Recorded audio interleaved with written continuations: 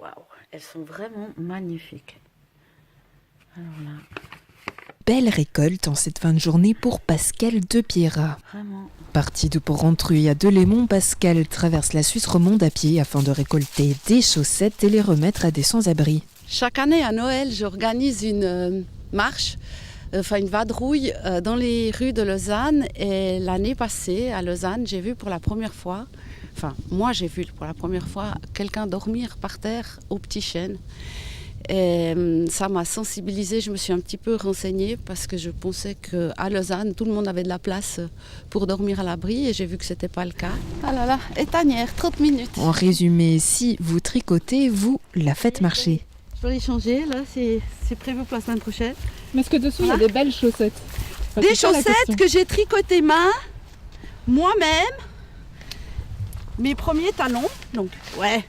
Des chaussettes, ça manque dans les dents souvent parce qu'on les use un peu jusqu'à la corde, tandis que les bonnets, les écharpes se retrouvent.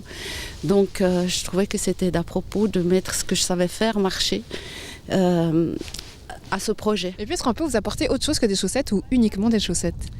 Alors, évidemment, les besoins, ils sont bien plus grands que les chaussettes. Si ce qu'on m'apporte, donc je peux aussi prendre les gants, les bonnets, les écharpes.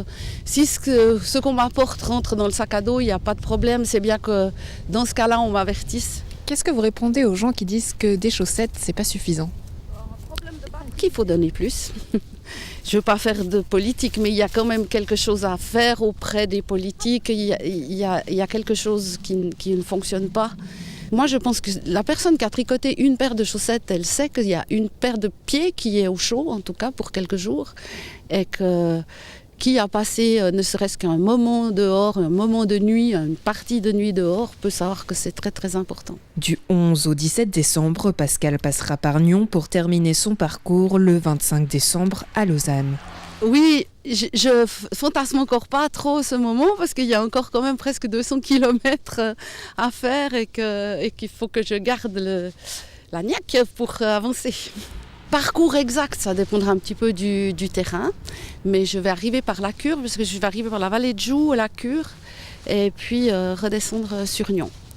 Et puis je vais pas longer le lac, parce qu'il y a quelqu'un qui m'attend à Longiro, donc je vais remonter à Longiro et faire un petit peu la côte et redescendre ensuite sur le bord du lac.